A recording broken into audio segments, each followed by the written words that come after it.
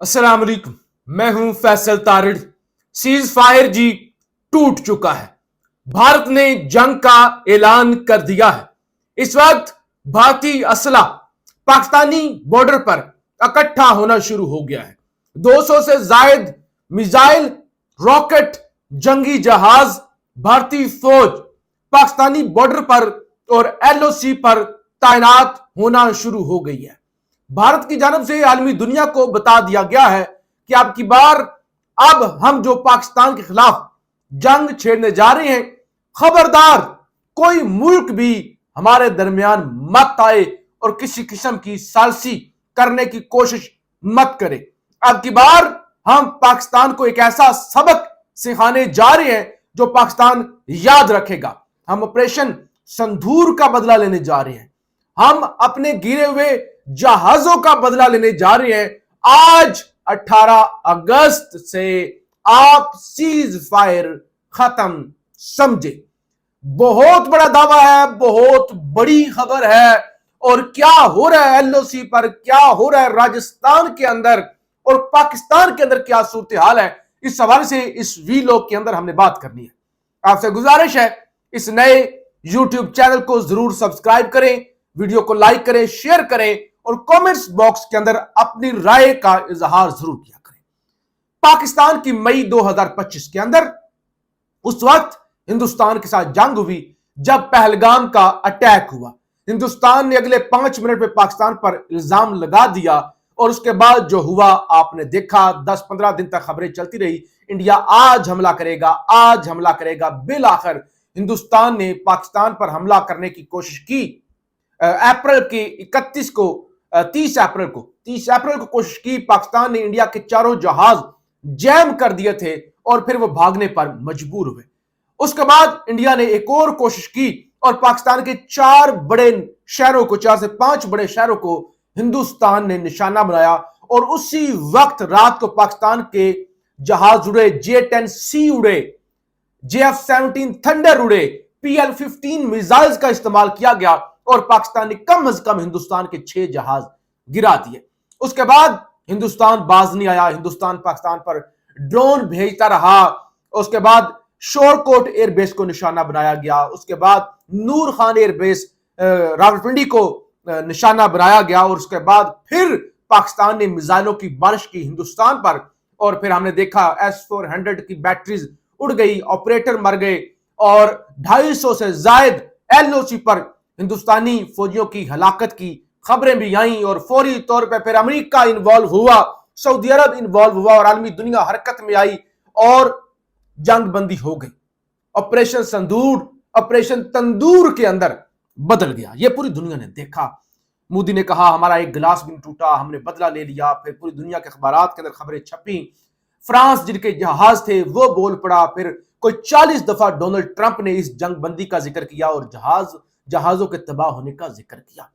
उसके बाद अमेरिका ने हिंदुस्तान पर टैरिफ लगा दिया और पाकिस्तान के अंदर फिर जश्न मनाए गए। आर्मी चीफ को फील्ड मार्शल बना दिया गया और 14 अगस्त के मौके पर ऑपरेशन राय हक, ऑपरेशन बनियान मरसूस के अंदर मुख्तलिफ सहाफियों को, अपने ही लोगों को, मुख्तलिफ चापलूसों को सताराए इम्तियाज भी दिया गया, तमगाए जुरत भी दिया गया, बहुत कुछ वो सब कुछ हुआ। मैंने पहले दिन आपको बताया था जब 10 अगस्त को जंग बंदी हो गई थी, मैंने मुसलसल अपने वीलॉग्स के अंदर आपको बताया हिंदुस्तान वार करेगा। अभी हिंदुस्तान को पिसपाई हुई है, वो आएंगे और हिंदुस्तान ने कहा हम आएंगे। हिंदुस्तान ने कहा ऑपरेशन संदूर खत्म नहीं हुआ, ये दोबारा शुरू होगा। हम तैयारी करके आएंगे, हम अपनी गलतियों से सीख कर आएंगे कि कैसे हमारे जहाज गिरे और जहाजों के गिरने का एतराफ तो हिंदुस्तान के जो CDS हैं अनिल चौहान साहब, उन्होंने भी कर लिया था। अब जरा खबर सुनिए हो क्या रहा है।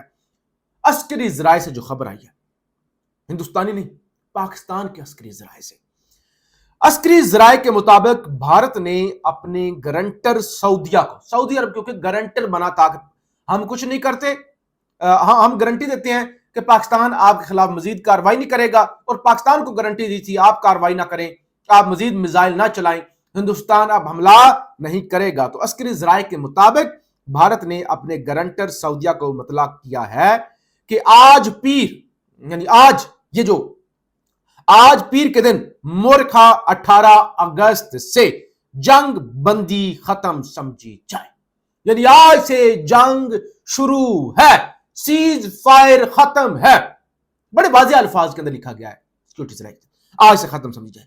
اور سعودیہ نے جنگ بندی کے گارنٹر ترکی کو بھی مطلع کر دیا، یعنی ترکی بھی گارنٹر تھا پاکستان کی جانب سے، ترکی کو بھی مطلع کر دیا گیا کہ بھارت نے ہمیں بتا دیا ہے کہ بھائی جنگ بندی ختم۔ اب آگے چلتے ہیں۔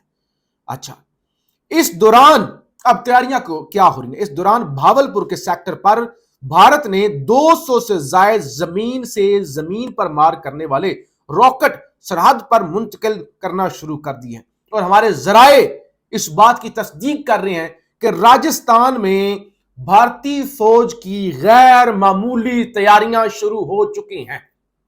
یہ کوئی افواہ نہیں ہے، یہ کوئی ویورشپ کے چکر میں یا آپ کہہ لیں کہ لوگوں کو اشتعال یا ایسی جھوٹی خبریں، کیونکہ جب جنگیں لگتی ہیں نا یا اس طرح کے تناؤ بنتے ہیں تو سوشل میڈیا کے اندر آپ دیکھتے ہیں جھوٹی خبریں، افواہیں، بڑے بڑے دعوے، جھوٹ، وہ سب کچھ انڈیا کے اندر بھی چلتا ہے، انڈیا میں تھوڑا زیادہ چلتا ہے، پاکستان میں بھی چلتا ہے، لیکن یہ میں آپ کو 100% جو ایکوریٹ اور سچی خبر ہے وہ آپ کے سامنے رکھ رہا ہوں کہ راجستھان کے اندر بھارت نے جنگی تیاریاں شروع کر دی ہیں، غیر معمولی فوج کی نقل و حرکت شروع ہو چکی ہے۔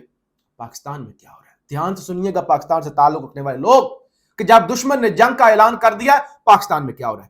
شمالی علاقہ جات، آزاد کشمیر اور نارتھ پنجاب کے اندر سیلابی صورتحال ہے۔ خیبر پختونخوا کے اندر 300 سے زائد لوگ مارے جا چکے ہیں، پل ٹوٹ چکے ہیں، ایک انسانی المیہ ہے، یہ تو ہوگی تباہی، اور ابھی مزید بارشوں کی پیشگوئی ہے، مزید سیلاب کی پیشگوئی ہے، اور بھارت کی جانب سے بھی پانی چھوڑا جا سکتا ہے، یعنی ایک مشکل وقت ہے نا، پاکستان پھنسا ہوا ہے سیلاب کے اندر، معاشی صورتحال، سیاسی عدم استحکام، اوپر سے بھارت پانی چھوڑ دے، مزید سیلاب، اور دوسری طرف سے وہ جنگ کا اعلان آج انہوں نے کر دیا ہے۔ اچھا، ایک تو یہ چیز، دوسری طرف سہیل وڑائچ، سلمان غنی، ایکس وائی زی، یہ سارے کالم لکھ رہے ہیں، مطالبے کر رہے ہیں، قیدی نمبر 804 معافی مانگے، عمران خان معافی مانگے۔ جب یہ معاملہ ہوتا نا انڈیا پاکستان والا، پوری قوم متحد ہو گئی تھی، D G I S P R کو کہنا پڑ گیا تھا یہ جو سوشل میڈیا ہے، یہ جو نوجوان ہے، یہ ہمارا اثاثہ ہے، یہ فرنٹ لائن سولجر ہے، لیکن اس کے بعد پھر وہی سزائیں، پھر وہی تماشا، پھر وہی 9 مئی، حالانکہ کہا گیا تھا 9 مئی کا زخم 10 مئی نے دھو دیا ہے، جو پوری قوم ایک طرف معافی مانگو، پاکستان کا سب سے پاپولر لیڈر جس نے الیکشن جیتا وہ معافی مانگے، سیلاب تو سیاسی عدم استحکام، اور پھر آج وسیم اکرم، خبر یہ ہے وسیم اکرم پاکستان کے مایہ ناز کرکٹر ہیں، سابق کپتان ہیں، ان کے حوالے سے خبر یہ ہے کہ سابق کپتان وسیم اکرم پر جوئے کے الزام کی تشہیر کرنے کا الزام، نیشنل سائبر کرائم ایجنسی کو وسیم اکرم کے خلاف کارروائی کرنے کی درخواست موصول۔ وہ ڈکی بھائی، وہ جو ڈکی، وہ ایک یوٹیوبر ہے، اسے گرفتار کیا گیا تھا، تو آپ وسیم اکرم کو بھی خبر ہے کہ گرفتار جو ہے وہ کیا جا رہا ہے۔ دوسری طرف ریٹن فیصلے آ رہے ہیں، اور ان فیصلوں کے جو بھنڈ مارے گئے، یہ ویڈیو لمبی ہو جائے گی، انڈیا پاکستان کے حوالے سے ویڈیو ہے، لیکن کچھ چیزیں میں آپ کے سامنے رکھنا چاہتا ہوں، اور یہ بات کرنے کا مقصد یہ ہے کہ جب اتنا سینسٹیو وقت ہے پاکستان کے اندر، کیا مذاق چل رہا ہے۔ اچھا، ایک تو خبر ہے 3 روز قبل تحریک انصاف کے ورکرز قائد اعظم کی تصویر کے ساتھ ریلی نکالنے کے جرم میں گرفتار ہوئے تھے، پولیس نے 2 دن اپنے پاس رکھ کر 10 ماہ پرانے دہشت گردی کے مقدمے میں نامزد کر دیا ہے، عدالت نے آج سب کا 3 دن کا ریمانڈ دے دیا۔ سبحان اللہ، کل اخلاق باختہ ویڈیو کے مقدمے میں سب بری ہوئے تھے، قائد اعظم کی تصویر کے ساتھ ریلی، قائد اعظم کی تصویر، ریلی نکلی، گرفتاریاں ہو گئیں، 10 ماہ پرانے مقدمے کے اندر اب ڈال دیا گیا ہے، اور جج صاحب نے بنا سوچے سمجھے ریمانڈ بھی دے دیا ہے۔ پھر آج جو ریٹن فیصلہ، وہ جو سزائیں ہوئی ہیں کوٹ لکھپت جیل کے اندر، اس کے اندر ذرا انکشاف سنیے گا، ویڈیو اگرچہ لمبی ہو رہی ہے لیکن آپ سنیے گا دھیان سے۔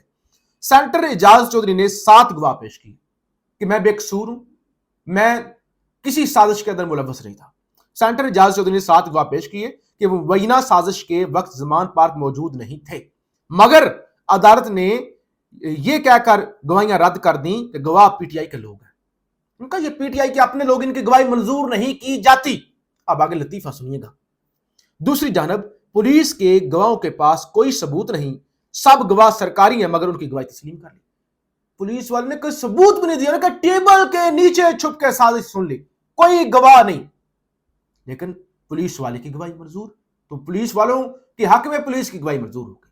یہ تماشا، عائشہ بھٹا سمیت 8 لوگوں پر عدالت نے نعرے لگانے کے جرم پر، عائشہ بھٹا جن کو 10 سال کی سزا ہوئی ہے، 10 سال سزا کی وجہ کیا ہے؟ نعرے لگائے ہیں۔